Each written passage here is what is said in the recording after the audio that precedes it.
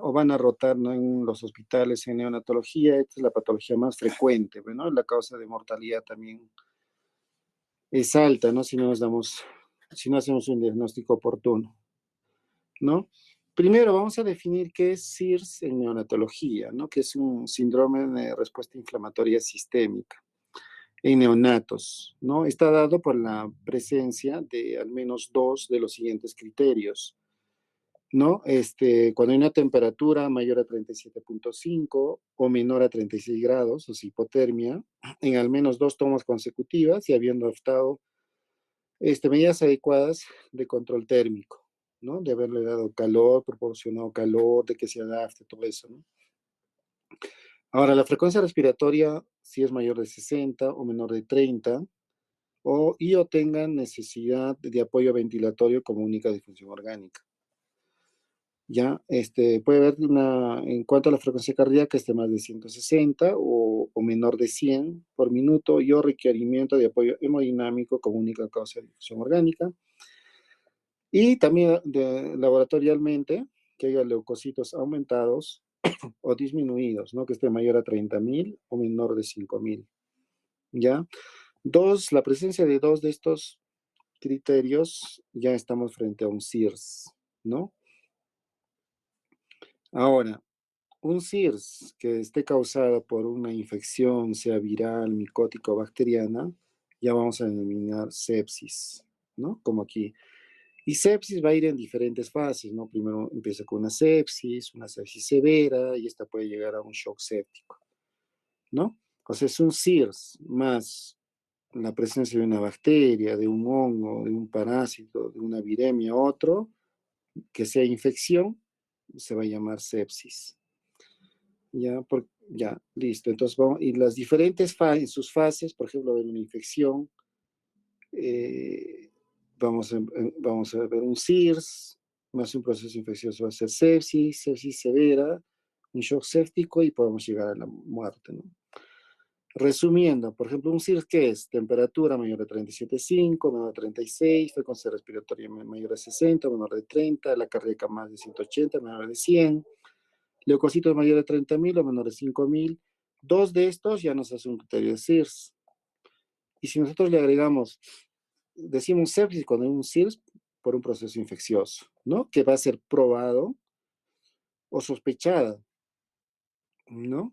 Un hemocultivo, clínicamente o laboratorialmente o por imágenes, ¿no? O sea, ¿qué quiere decir esto? Que si el hemocultivo es negativo, entonces igual puede ser, ¿no? Por clínica podemos hacer un diagnóstico que sea infeccioso. O sea, no necesariamente que el hemocultivo nos tiene que ser positivo. Ya puede ser por clínica, por laboratorio o por imágenes, ¿no? Que nos haga sospechar infección, entonces ya estamos frente a una sepsis. Ahora, ¿qué es sepsis severa?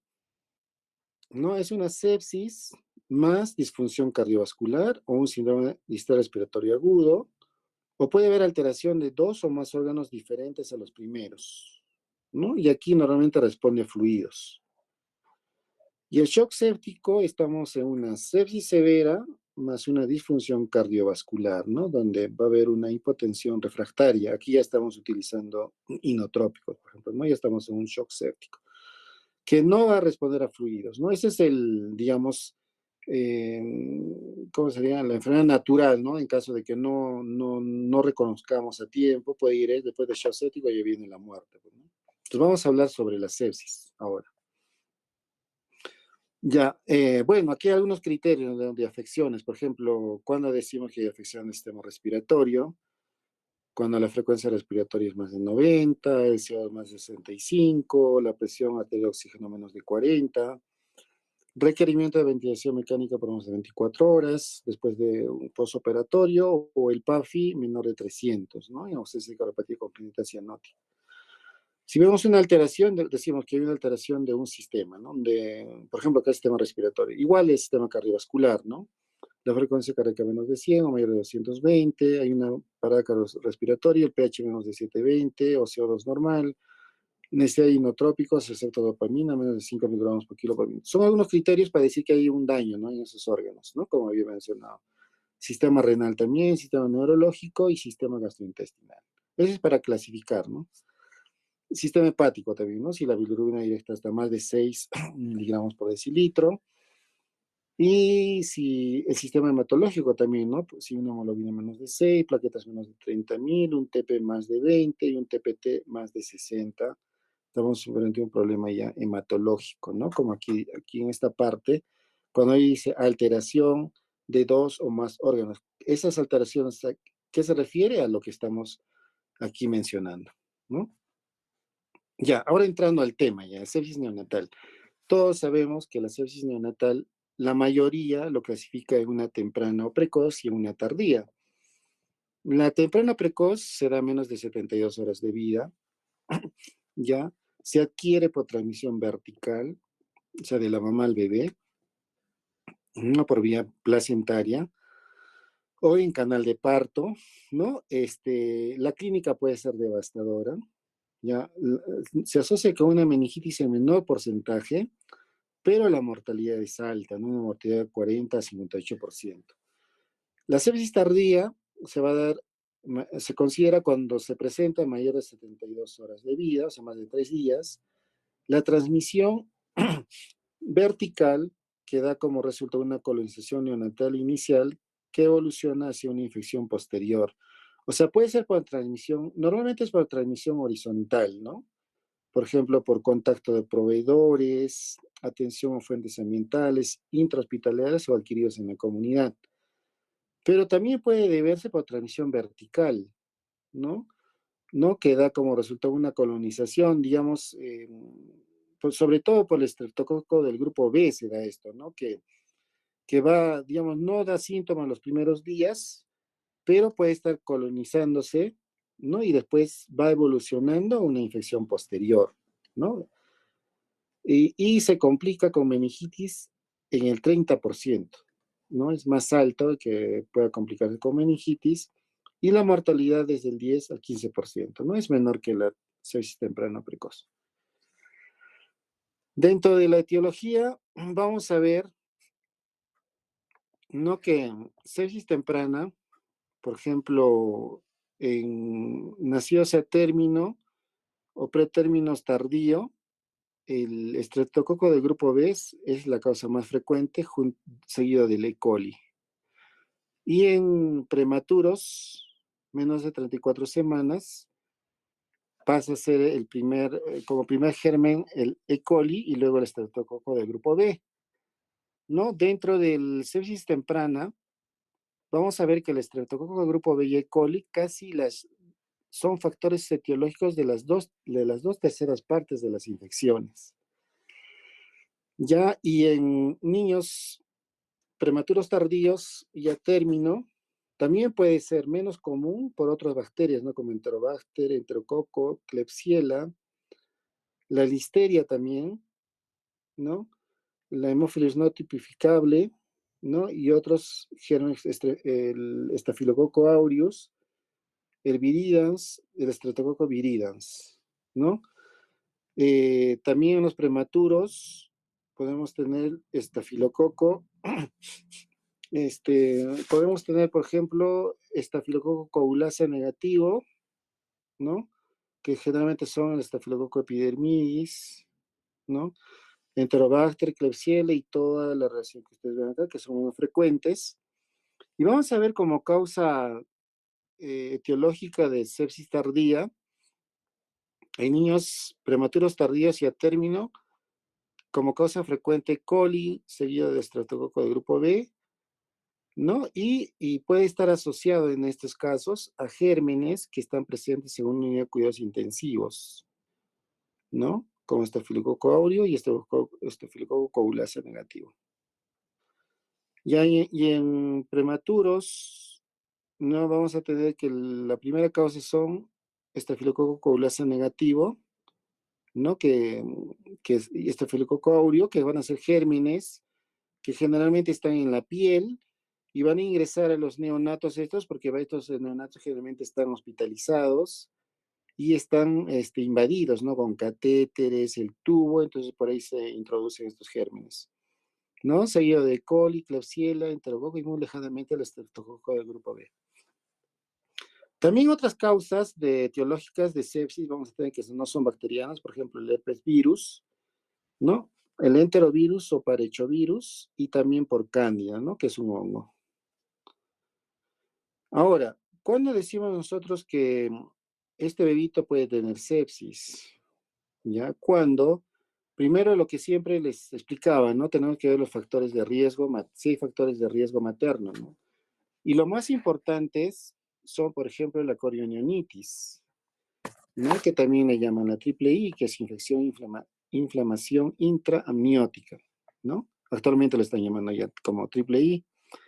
O cuando la mamá tenga ITU, pero en el tercer trimestre, ¿no? Que haya un RPM de 12 horas en pretérminos o 18 horas en atérmino. No, este horario no es universal, ¿no? Es más o menos una guía que está en el UpToDate. Cuando la madre tiene fiebre, madre febril, o que haya una colonización por estreptococo de grupo B, ¿no? Esta es una causa prevenible y para esto hay profilaxis que vamos a ver al último.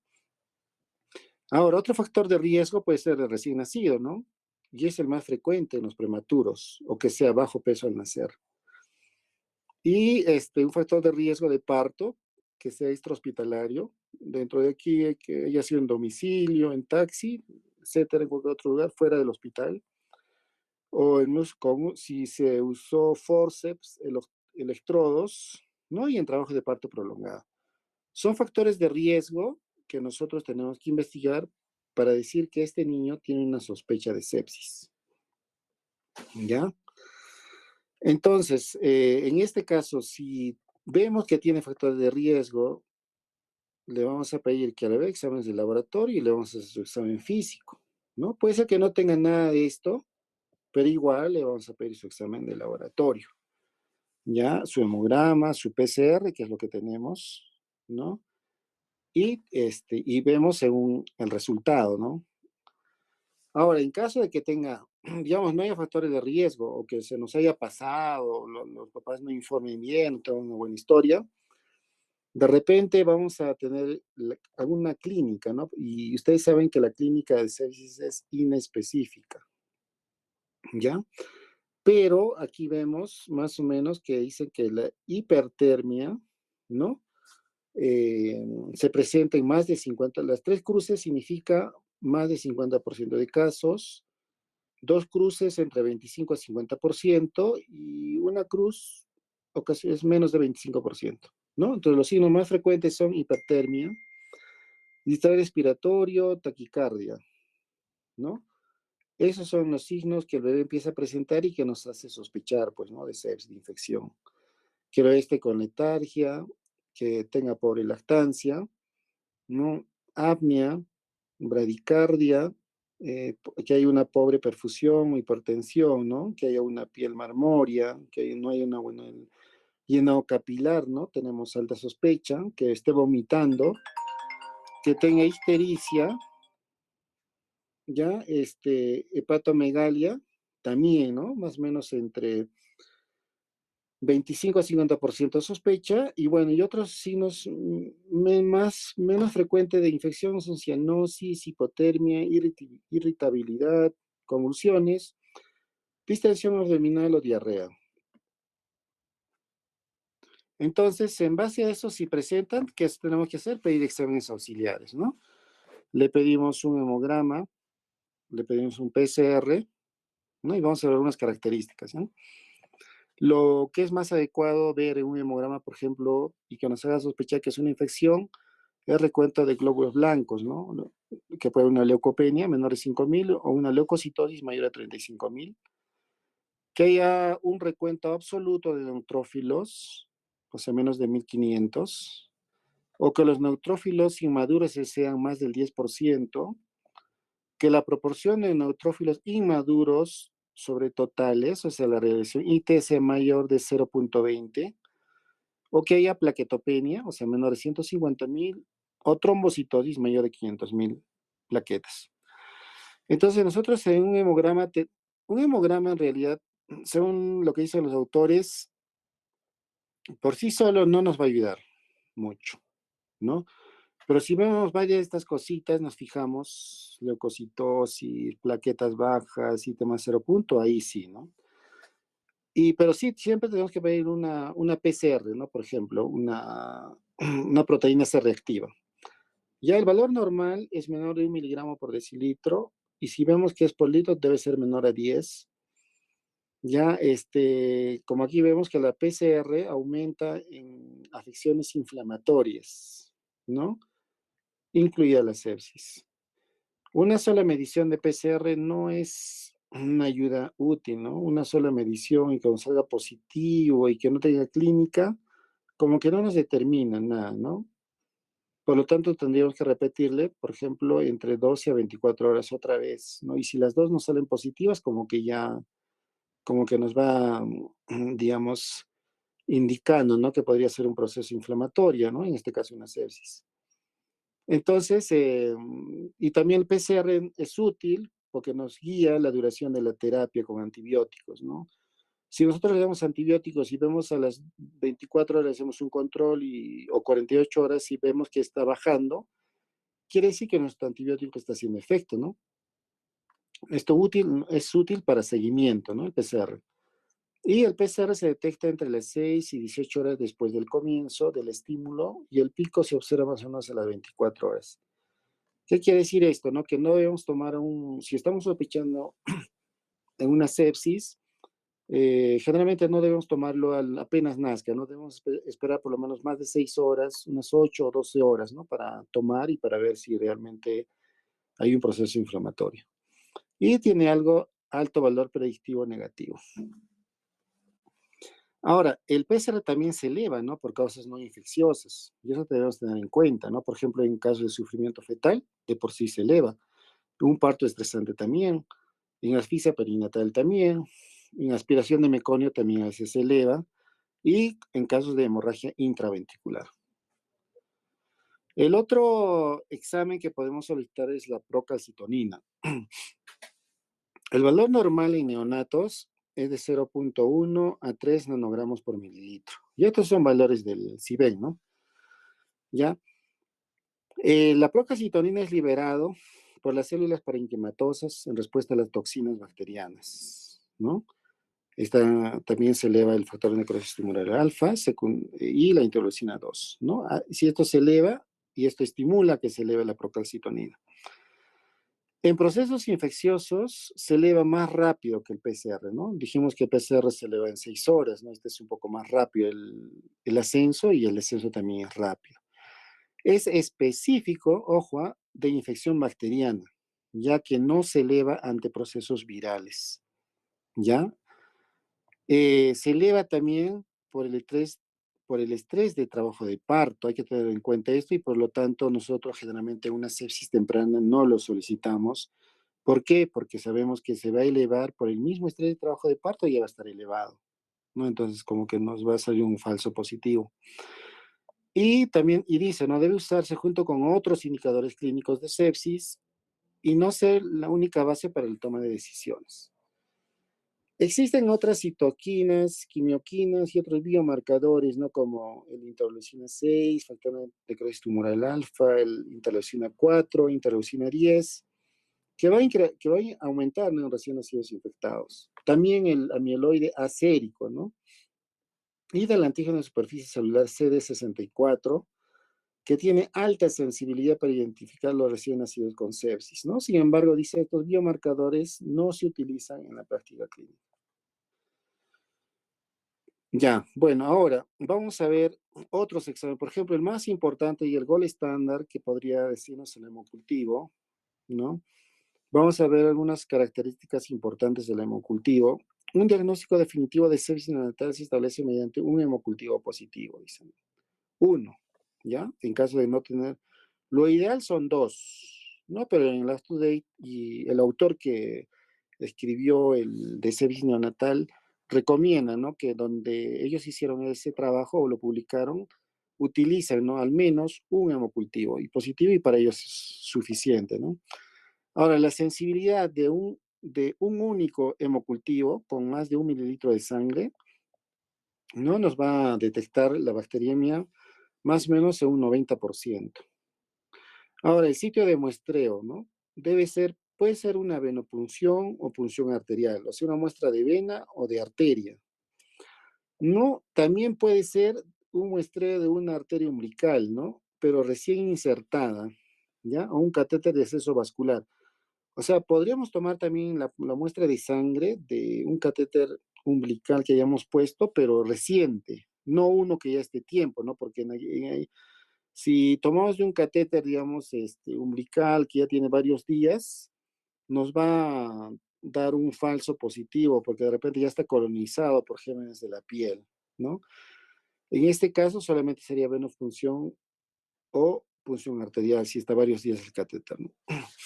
Ahora, el número de cultivos, dice, obtenemos al menos un cultivo antes de iniciar terapia antibiótica en recién nacidos con alta sospecha de sepsis clínica, ¿no?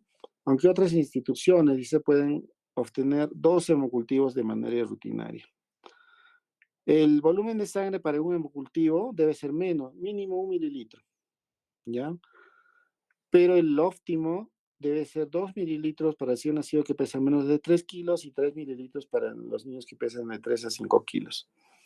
El tiempo de que se hacen positivos, por ejemplo, en Estados Unidos dice que ya son máquinas que dan positivo en 24 o 36 horas. No, pero nosotros tenemos que estar viendo en laboratorio que nos den un avance, ¿no? Al segundo, al tercer día, ya nos deben dar, y allá debe salir positivo, porque si después del tercer día ya sale positivo, generalmente es una contaminación, ¿no? Ahora, para distinguir la infección de la contaminación, ¿no? ¿Cómo hacemos el aislamiento de la flora cutánea? Por ejemplo, un difteroides, un epidermidis, nos va a hacer sospechar que es un contaminante, ¿no? Si es que no tiene catéteres, obviamente, ¿ya?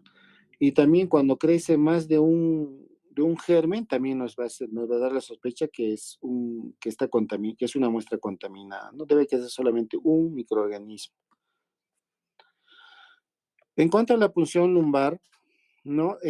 Siempre que recién nacido esté lo suficientemente estable, ¿no? Para tolerar el procedimiento y no se retrase el inicio de antibióticos. O sea, se debe hacer la punción lumbar cuando el bebito esté estable, ¿no? Y debemos hacerlo más pronto, ¿no? Pero si no le hacemos, no debemos retrasar el inicio de antibióticos.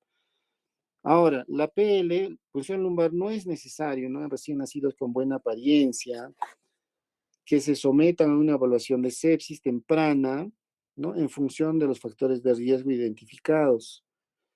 ¿Ya? Sin embargo, se debe realizar una PL si el hemocultivo es positivo. ¿Qué quiere decir esto? Que si solamente tiene factores de riesgo y el bebito clínicamente está tranquilo, no es necesario hacer una PL.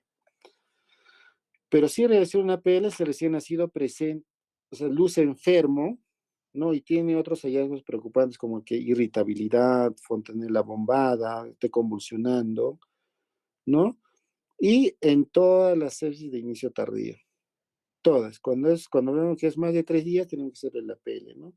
Y en sepsis temprana, solamente si que hay irritabilidad, fontanela bombada o convulsiones, ¿no? Y luce el bebito muy enfermo.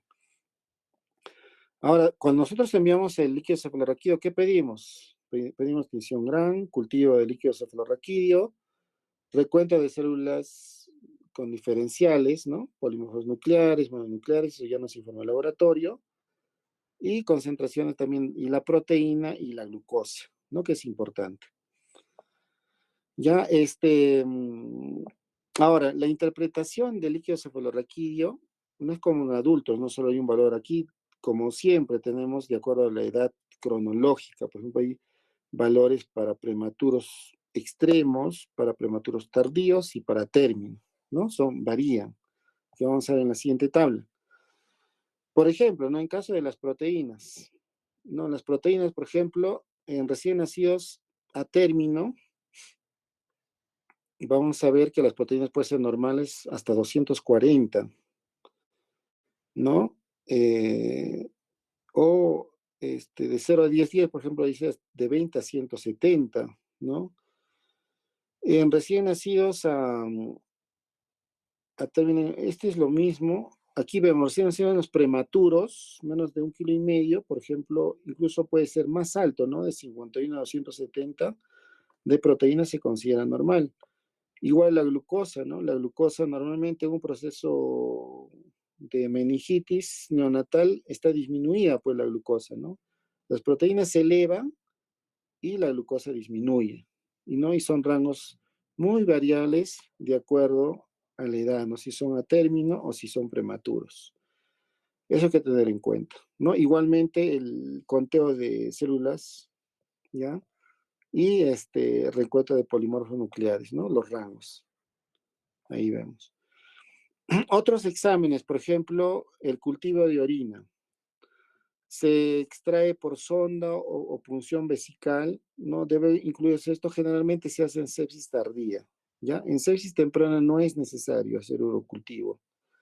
¿Por qué? Porque un urocultivo positivo, ¿no? En este contexto es un reflejo de la bacteriemia de alto grado en lugar de una infección urinaria aislada. O sea, en otras palabras, en sepsis temprana no es necesario hacer cultivo de orina, solamente en sepsis tardía.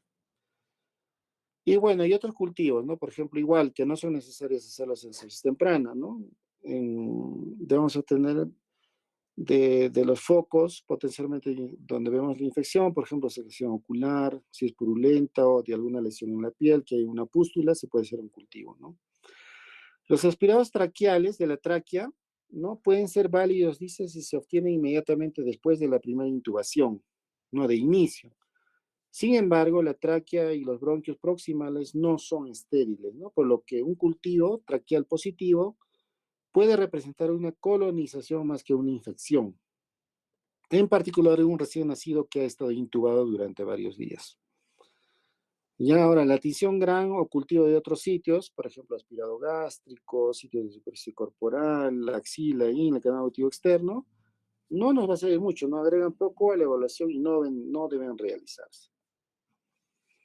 En cuanto al tratamiento de la sepsis, podemos dar una terapia antibiótico empírica, ¿no? ¿En qué casos? Por ejemplo, cuando tenga mala apariencia, ¿no? Clínicamente esté mal, y así nos salga, digamos, los exámenes de laboratorio, no que salgan positivos, pero simplemente tenga una mala apariencia, empezamos con tratamiento antibiótico, pero previamente le pedimos un hemocultivo. En otro caso que empecemos la terapia empírica es con respecto a los síntomas, ¿no? Incluye la inestabilidad de la temperatura, síntomas respiratorios, cardiorrespiratorios o neurológicos. Cuando hay un alto riesgo estimado de sepsis temprana, basado en una calculadora de riesgo validada, que vamos a ver ahorita una calculadora, en caso de pleocitosis en líquido cefalorraquídeo, o sea, con glóbulos blancos, más de 20 a 30, y cuando hay un cultivo positivo de sangre, ¿no? Ahí obviamente que se debe empezar antibióticos en forma empírica y después con el resultado ya se cambia, ¿no? Ya se redirige, ¿no? O en orina o en líquido cefalorraquídeo. Existe una calculadora que está en internet, ¿no? Donde pueden encontrar ustedes en esta página y nos va a pedir algunos datos, ¿no? Por ejemplo, la incidencia de sepsis temprana en ese sitio donde estamos. Y si no conocemos, ponemos 0,5 por 1000 habitantes, que también está, ahí es una ventana desplegable donde se ponen esos datos. Podemos la edad gestacional en semanas y cuántos días más tiene. Podemos la temperatura, ¿no? De la mamá, si hay RPM, el tiempo de RPM, ¿no? Si, cómo fue, digamos, el estado del dosaje o el screening de estreptococo del grupo B, si fue positivo, negativo o desconocido, y el tipo de antibiótico intraparto si se utilizó, ¿no? En base a estos datos, nos va a dar el riesgo de una sepsis temprana a través de una puntuación y nos indica si podemos empezar antibióticos o no, ¿no? Bueno, bueno, vamos a seguir con el tratamiento. Los regímenes antimicrobianos sugeridos en sepsis, por ejemplo, de comienzo temprano, como también ya lo hemos visto en la práctica o con uno que hemos rotado en neonatología, En menos de 72 horas siempre empezar con ampicilina y un aminoglucósido, ¿no? En este caso, la gentamicina de inicio. En sepsis de inicio tardío, más de 72 horas, admitido de la comunidad, o sea, cuando vienen de afuera, no haya estado antes en el hospital, no podemos empezar con ampicilina y un aminoglucósido, generalmente gentamicina, o a veces como alternativa, en vez de una aminoglucósido, podemos utilizar una cefalosporina, ¿no? De espectro expandido, como por ejemplo, en este caso utilizamos la cefotaxima. Cuando es tardía y viene de la comunidad, ¿no? Ahora, si es de inicio tardío, pero ha estado hospitalizado, o sea, no se ha ido a su casa, generalmente debemos empezar, ¿no? Con vancomicina, o puede ser una oxacilina, una acilina. No, generalmente nosotros utilizamos vancomicina, ¿no? Y un aminoglucósido, ¿no? Generalmente, típicamente la gentamicina. Ahora, hay casos especiales, por ejemplo, cuando tenemos la sospecha de meningitis, cuando hay, por ejemplo, una pleocitosis, más de 20 a 30 de glóbulos blancos, utilizamos el régimen igual que el anterior, ¿no? Excepto que tenemos que sustituir el aminoglucósido, no por una cefalosporina de tercera generación, en este caso la cefotaxima. En caso de sospecha de neumonía, utilizamos igual, ¿no? Ampicilina y gentamicina, un aminoglucósido. Y alternativas, puede ser ampicilina, una cefalosporina de tercera generación, vancomicina más cefalosporina, banco más un aminoglucósido, ¿no? Puede ser la gentamicina. En caso de sospecha de una infección de la piel, ¿no? El ombligo, de tejidos blandos, de articulaciones o de huesos, donde vemos que el Staphylococcus aureus es el predominante, patógeno probable, utilizamos vancomicina, ¿no? De inicio. Y un aminoglucósido también, ¿no? Generalmente la gentamicina, o vancomicina y oxacilina, ¿no? O vancomicina, o puede ser nalcilina, oxacilina, ¿no? Cualquiera de estos y un aminoglucósido siempre, ¿no? O puede ser vancomicina y una cefalosporina de tercera generación. Si hay una sospecha de una infección relacionada con un catéter, como les dije, donde está siempre el estafilococo epidermidis, el aureus, debemos utilizar vancomicina, ¿no? Y siempre debemos asociar, ¿no? En neonatología siempre primer mes tienen que ser 2 antibióticos, ¿ya? Y después del mes ya podemos utilizar un solo antibiótico. Cuando hay sospecha de infección debido a organismos que se encuentran en el tracto gastrointestinal, por ejemplo, anaerobios, una NEC, por ejemplo, estamos utilizando ampicilina, un aminoglucósido, y ahí le asociamos un tercer antibiótico, ¿no? Que puede ser clinda o puede ser metronidazol, ¿ya? Y nos dan acá otras alternativas, pero nosotros utilizamos ampi, genta o amica y le agregamos metronidazol. ¿Qué es lo que...? Y aquí hay algunas terapias ya dirigidas para determinados patógenos, ¿no? Por ejemplo, estreptococo de grupo B, penicilina G, ¿no? O puede ser AMPI también.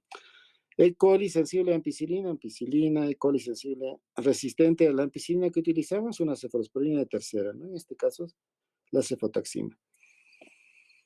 Bacilo gram negativos multiresistente, incluidos los organismos productores de BL, es meropenem.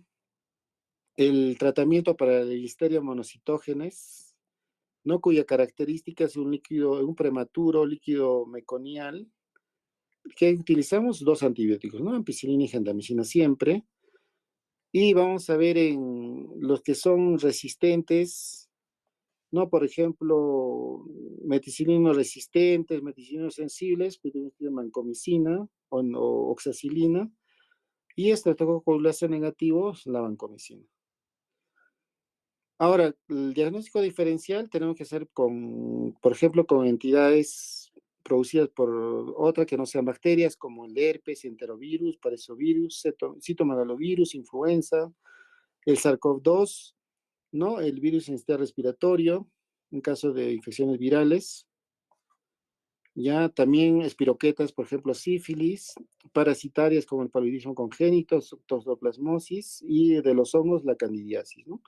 Generalmente por cándida vamos a ver en prematuros, hospitalizados y que están recibiendo antibióticos por mucho tiempo, ¿no? Son los que están más predispuestos a que los hongos comiencen a crecer y causar una sepsis. También tenemos que hacer diagnóstico diferencial con causas no infecciosas, de inestabilidad de la temperatura. Por ejemplo, tenemos que de repente una temperatura ambiental alterada, está deshidratado, síndrome de abstinencia neonatal, lesiones del sistema nervioso central, ¿no? Que hay una hemorragia que nos haga parecer que hay convulsión y secundario si pensamos que hay una infección. En hipotiroidismo también, ¿no? Por ejemplo, hiperplasia suprarrenal congénita, ¿no? Aquí vemos las causas no infecciosas que nos traían problemas como síntomas respiratorios o cardiocirculatorios, como la taquipnea, la enfermedad de hialina, SAM, neumotórax, ¿no? Problemas del diafragma que nos hagan taquipnias y por lo tanto tenemos que descartar de sepsis, síndrome de abstinencias, arritmias cardíacas, las cardiopatías congénitas también, y causas no infecciosas de síntomas neurológicos, ¿no? Como hipoglicemia, hipercalcemia, hipermagnesemia, la lesión del sistema nervioso central, malformaciones congénitas, síndrome de abstinencia, errores innatos en el metabolismo también a veces, y deficiencia de piridoxina. Entonces nosotros, si vemos síntomas que son inespecíficos, hasta hacer un descarte de todo esto, es siempre primero darle antibiótico. ¿No? ¿Por qué? Porque la infección es lo que nos va a ganar. No, porque no podemos estar todavía esperando, ¿no? Con un adulto. ¿Qué será causa de una infección? ¿Será hipoglicemia? ¿No? Si ya vemos signos de inespecíficos de infección, empezamos antibiótico y después hacemos el descarte, ¿no? Con los cultivos y exámenes de PCR, hemograma. Ya, en resumen, cuando nosotros tenemos factores de riesgo solamente, decimos que estamos frente a una sospecha de sepsis. Le pedimos sus exámenes auxiliares, también realizamos un examen físico, y si estos nos salen positivo, estamos frente a una sepsis probable. Entonces, ¿qué hacemos ahí? Pedimos hemocultivo y le empezamos antibióticos en forma empírica. Ya aquí falta una flechita. En forma empírica, le damos ampicilina magenta en caso de que sospechemos un germen que no sea intrahospitalario, por ejemplo, o que la mamá no haya estado mucho tiempo en el hospital antes de que nazca el bebé, pero si la mamá ya ha estado mucho tiempo hospitalizada antes de que nazca, empezamos con ampiamica, ¿ya? Si tenemos una sospecha de enterocolitis necrotizante, no le agregamos clindamicina o metronidazol. Y si sospechamos de meningoencefalitis, ¿no? Podemos agregar la cefotaxima además. En caso que, digamos, el cultivo a las 48 o 72 horas no salga negativa, o sea, no se aísle un germen, estamos frente a una sepsis clínica, ¿no? Y viendo si el bebé luce bien y todos los exámenes se negativizan al tercer día, ya podemos suspender antibióticos. Pero si el bebé no luce bien, ¿no? Todavía clínicamente no lo vemos bien, entonces en los antibióticos completamos por 7 días. Ahora, si el cultivo no sale positivo a las 48 o 72 horas, la sepsis es confirmada, ¿no? Y ya nos saldrá determinado germen, su antibiograma, y ya le redirigimos el tratamiento antibiótico según la sensibilidad y la resistencia. Y si nos sale un gran positivo, generalmente el tratamiento son 7 días y si nos sale negativo, un gran negativo, perdón, el tratamiento es por 10 días. Ahora, en cuanto a profilaxis, podemos hacer profilaxis frente, buscar el estreptococo beta hemolítico del grupo B, que es el Agalactiae, haciendo que un hisopado rectal y vaginal a la mamá normalmente se hace entre las 36 y 37 semanas, ¿no? Y si nos sale positivo, tenemos que dar antibiótico, forma profiláctica puede ser penicilina o ampicilina endovenosa en el momento del parto. Bueno, si nos sale negativo, nada. Bueno, ese es lo que he podido ofrecerles en cuanto a sepsis neonatal. No sé si tendrán alguna pregunta sobre este tema.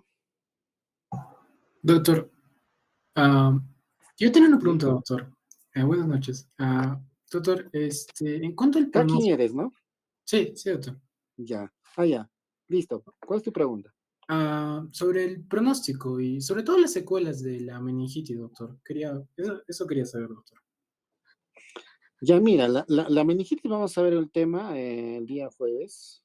Y ahora, obviamente que si es un tratamiento inadecuado, nos va a traer, ¿qué te digo? Secuelas, ¿no? En los recién nacidos, sobre todo en los prematuros.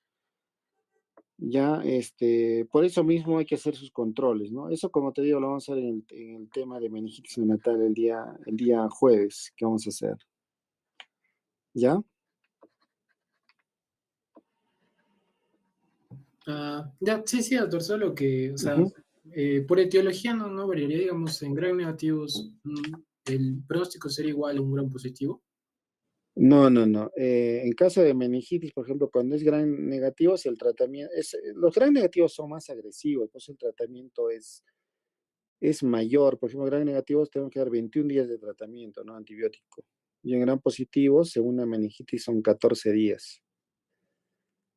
¿No? Entonces varía. Un gran negativo siempre el pronóstico es malo. Hemos visto que yo al menos he visto que a veces hacen abscesos, ¿no? Y que hay que ingresan a sala, tenemos que dar más tiempo de antibióticos, ¿no? Y pueden quedarse colados de corolaria, ¿no? Que podría afectar. Pero los gran negativos siempre son más agresivos y necesitan más tiempo de tratamiento. Ya, sí, sí, doctor. Y la última, doctor, en sepsis neonatal, en la temprana, cuando algunos autores, sobre todo para estreptococo de grupo B, la Galactae, el punto de corte lo toman en 7 días, ¿eso es solamente por el autor o sí tiene, o sea, tiene relevancia clínica, doctor? Sí, porque algunos autores clasifican en sepsis temprana menos de 7 días y tardía más de 7 días, bueno, y justamente por este germen, ¿no? Que a veces da clínica en forma posterior, ¿no? Pero no deja de ser transmisión vertical, ¿no? Este, o sea, ahí ustedes van a encontrar, por ejemplo, en el mismo Up to Date dice, ¿no? Menos de 7 días temprana y más de 7 días tardía. Pero también ahí mismo menciona que se considera sepsis temprana menos de 72 horas y tardía más de 72 horas. Ya, ok, doctor, muchas gracias. Ujú.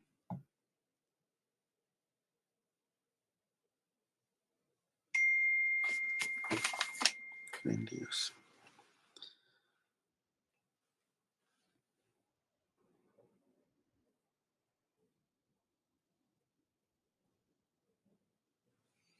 ¿Alguna otra pregunta que tengan?